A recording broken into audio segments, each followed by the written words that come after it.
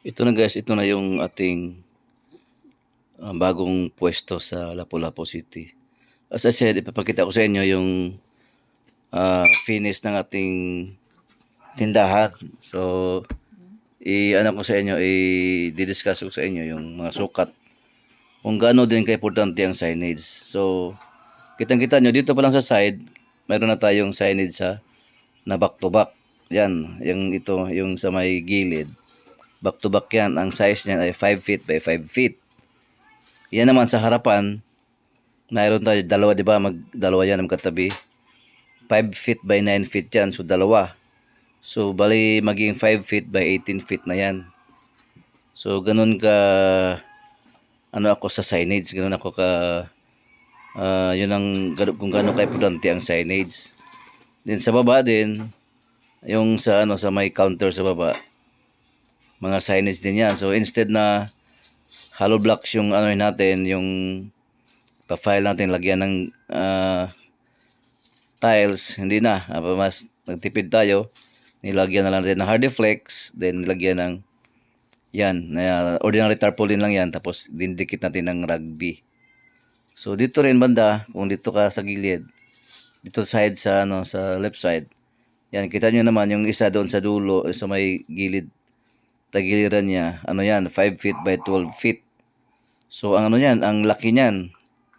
So kahit malayo ka pa, kitang-kita nyo na.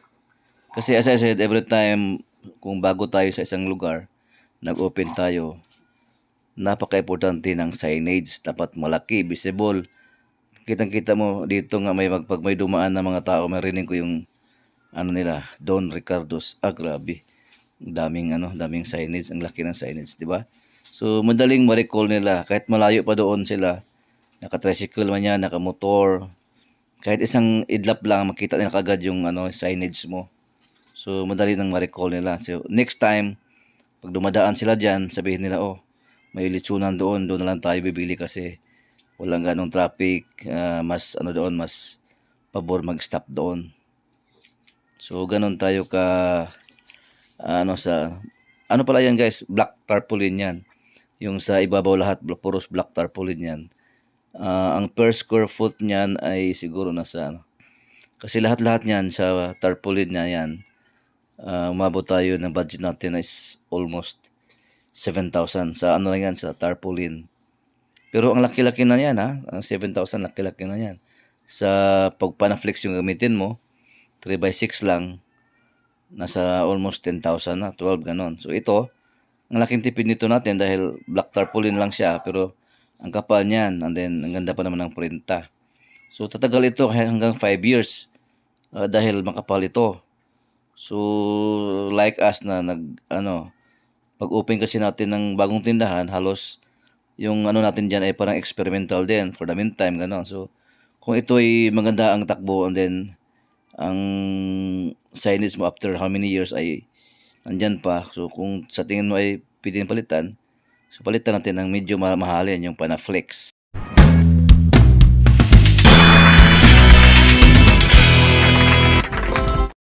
Sa mga interested magiging partners, i-text or i-message nyo ako dyan sa aking number na nasa screen. Pumunta na tayo ngayon ng ating bagong outlet. So as I said doon sa video natin ng nakaraan, ipapakita ko sa inyo yung itsura ng ating litsunan, yung before and after. Ngayon, malapit na yung matapos dahil nandiyan na tayo sa paglalagay ng mga signage, yung pinipinturahan na natin.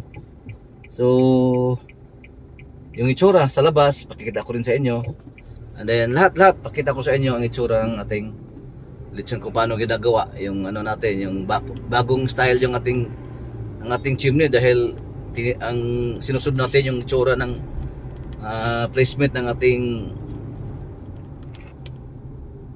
ating building. So iba talaga kung yung tao nyo ay marunong gumawa ng chimney. So kahit anong forma, papakita ko rin sa inyo. Yung kulay din natin sa ating tindahan, nagbago din tayo ng kulay. Try natin yung bagong kulay. Gumamit tayo ng matte black na kulay. Pero yung mga signage natin, ganun pa rin. Yung ginagawa natin din, more on doon sa harapan na lang.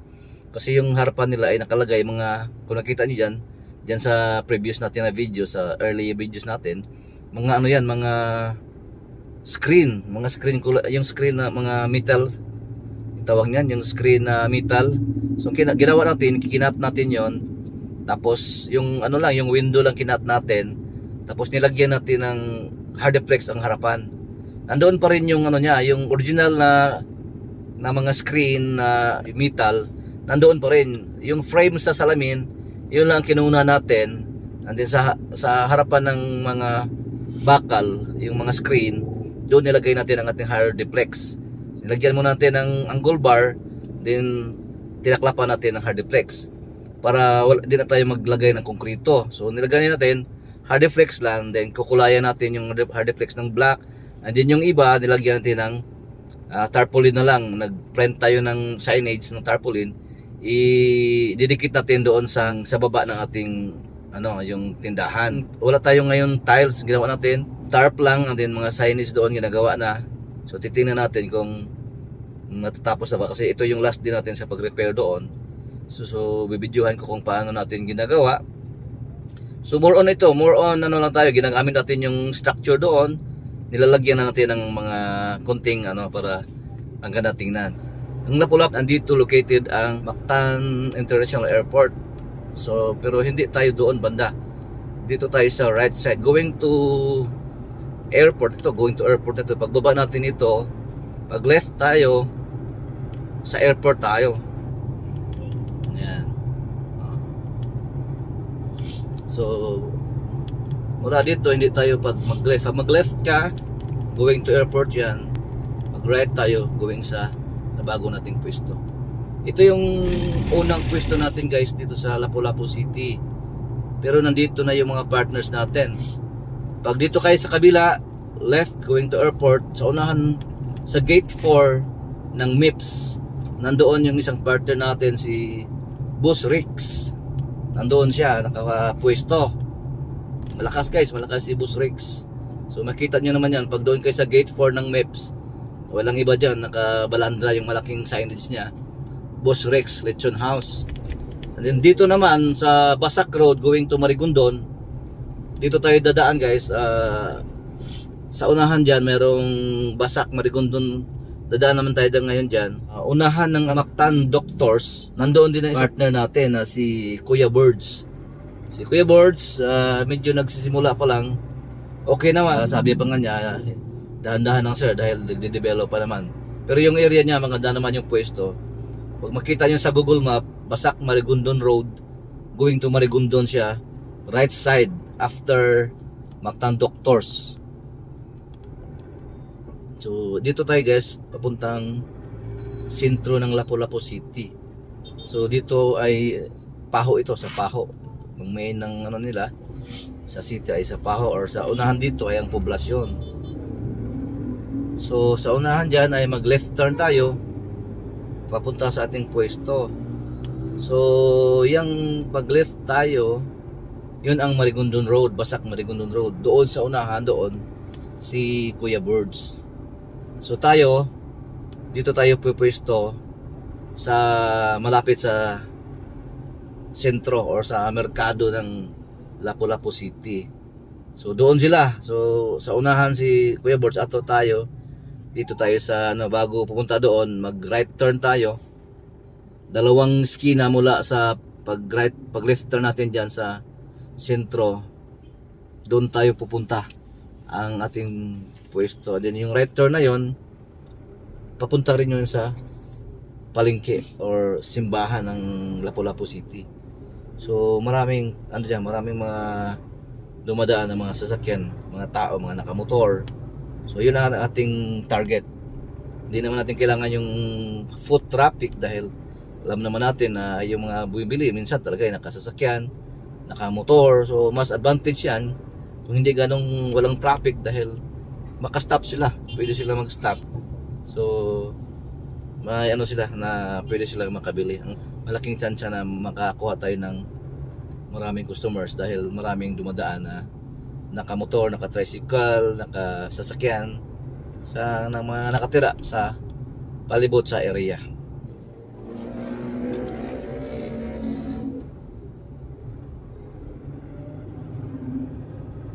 Tuloy-tuloy to guys sa street ito. Pagpunta kayo ng Kuya Birds, street na ito, diretsong Marigondon. So Marigondon Beach, maraming beach doon. Bago kayo darating doon sa Marigondon Beach, nandoon yung pwesto ni Kuya Birds. So yung mga naglalakad lang, pwede silang hinto dito. Pero yung mga nakasasakyan, nakamotor, mahirapan sila niya mag-stop. Yung sa atin, advantage doon dahil hindi kanto, barangay road, hindi gano'ng busy street. Advantage natin doon, yung mga sasakyan, 4 wheels men o nakamotor, pwede silang ihinto doon dahil hindi naman ganong traffic. So ito na yung road guys, humay-humay road. Ito na sa unahan nito, doon na yung ating pwesto. So right side nito, nandun yung ating pwesto. Malapit na tayo. So in between siya, mayroon ditong public cemetery, napakaraming halos araw-araw busy dahil maraming dumadaan yan. Pero sa palibot nito ay puro residential. Kita nyo naman, tikit-tikit yung mga bahay. So ayan, tingnan nyo, mayroon tayong salubong na maraming tao.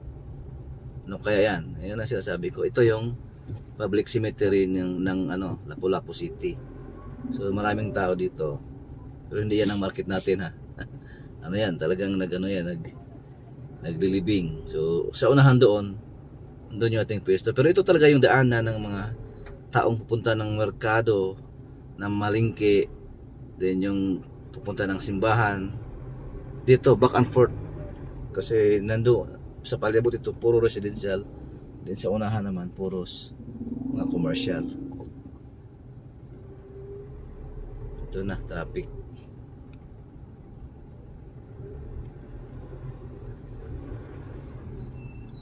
Yan na guys, yung sasakyan natin nakaparada. Ayan yung pwesto natin. May Choice ice cream niyan sa likod. Ito na yun.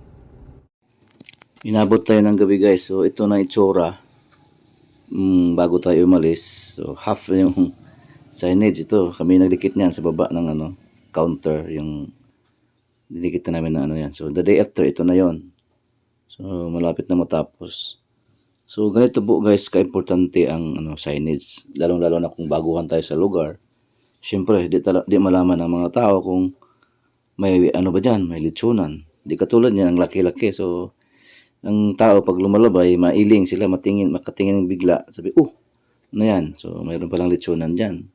So na-inform na yung lahat ng mga dumadaan ay na-inform sila dahil nakita nila ang laking signage. Pag walang signage yan, sino namang makaalam na mayroon palang litsunan dyan. So isa yan sa advertisement, kumbaga marketing strategy kung paano mo i-market ang inyong tindahan. So market mo muna ang inyong tindahan, pakita mo kung saan ka. Siyempre yung iba gumagamit ng ads, TV, radio. Ito sa atin, wala na. Ganito lang atin, signage lang kasi ang market naman natin dito ay yung taga rito, yung mga dumadaan dyan at sa mga nakapalibot. So kailangan makita nila. So it takes how many days, months talaga bago nila yan, kasi yung iba lumadaan pa dyan, sabi tatry ka natin tikman yan. So hanggang dumating yung panahon na yung word of mouth ma-spread na, yung mga tao magsasabi may masarap na dyan na lechon manok, yung Don Ricardo. So hindi lang mabilis, hindi lang ganoon kadali yung pagmo-market. So it will take time also. So depende rin ang yung reception din. Kung masarap yung manok nyo, lalo ng bibilis yan. So ganoon ka importante ang signage. Ito na, mayroon tayong plate number sa barangay. Kumuha kayo agad ng importante guys, kumuha din kayo ng mga basic na requirements bago tayo mag-start. So tulad nito, mayroon na tayong barangay permit. So ito yung sinasabi ko guys, tingnan niyo yung chimney natin, no. So yung sa ibabaw kasi may simento, so pinalusot lang natin kung gaano kalaki ang pwede natin mapalagay na butas sa chimney. Yun ang natin, kino-customize natin yung chimney. Ganun yung forma. Itong griller na ito ay ito yung dating griller dito kasi in-assume natin ito at ni-repair lang, pinapaganda natin. Pero griller pa rin natin ito. Kaya inassume natin ito dahil binili nila sa atin ito. So, nakiusap siya, pwede bang kukunin mo? So, kinuha na rin natin. At kasama na yung pwesto dito tayo nag-assume. So, pinapaganda na lang natin. Ito yung kulay guys, tingnan nyo sa palibot. Ano yan, yung black, ay yung matte black. Kung napansin nyo yan, parang tiles, hindi yan tiles, ano kasi yan. Doon sa dulo kasi yun, dito banda sa dulo, tiles kasi yan. Di natapos paglagay, so ginawa natin, yung black, yung style na natin, lagyan ng parang kinulayan na natin ng ano. So ito yung sa loob talaga. Sa flooring niya ay tiles. Lahat palibot, pinipinturahan natin. Then yung pultahan na yan, yung door, ano yun, nilagyan din natin ng salamin. So ganoon kayo guys, pag mag-set up kayo ng mga signage, lalabas kayo, titingnan kayo sa malayo, tulad nito. So kung saan banda yung mga tao sa malayo, titingnan nyo yung setup na visible ba? Ano yung forma ito kasi, yung tingnan nyo yung sa ibabaw ng signage, back to back yan. Pero hindi yan Panaflex back to back na signage yan. Black tarp pa rin. Ginamit natin yung yung metal faring na malaki, tawag nito yung studs.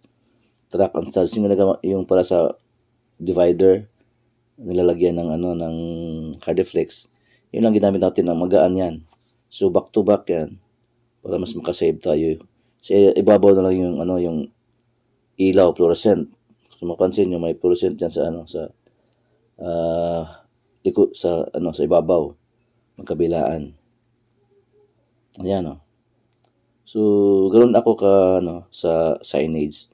Kasi ang hirap naman magsimula ka. Tapos wala ka namang kasamang hindi ka nagpa-advertise, hindi ka naman nagsisigaw diyan, hindi ka naman umiikot sa lugar. So, ang gawin mo, magpapakita ka kung gaano kanila mapapansin ka. So, paano kanila mapansin? Through signage. Makita nila na ito. Pag dumadaan sila dyan, kita nila, laki-laki ng signage. Ano yan? Lechon manok pala yan. So, lechon Bailey. Mayroong lechon Bailey at limpo. Try nga natin yan sa sumusunod na sa party natin or sa susunod na mga events. So, sa mga nakapalibot nito, dito kasi banda, maraming tao ito Itong Paho ay nasa sentro ng Lapu-Lapu City. Dito banda, kunti lang tingnan yung mga commercial area, pero lahat ng mga dumadaan dito, going down, up and down sa merkado to, sentro ng Lapu-Lapu at to MEPSA. So sa mga palibot ito ay mga residensya lahat. May mga nagpaparenta. So yun ang mga market natin, immediate market natin. Siyempre nasa palibot mo, yung immediate market. So dagdag na yung mga dumadaan. Okay guys, so yun lang yung pinapaano ko sa inyo. Kung gaano ka-importante ang signage, pinapakita ko sa inyo. Para din kayo mga nag-DIY, yung mga partners natin na magsisimula pa lang, nyo. O baga, pwede nyo gayahin yan para tulong yan sa pagsisimula ng ating negosyo. Gagasto tayo talaga sa mga tarp. Hindi naman yan mahal compare doon sa mga lighted neons and Panaflex. Mas mura ito. Okay, so maraming salamat sa inyong pagpanood. Sana ay mayroon kayong na kukuhang bagong kalaman sa ating video ngayon. Maraming salamat uli at bye-bye.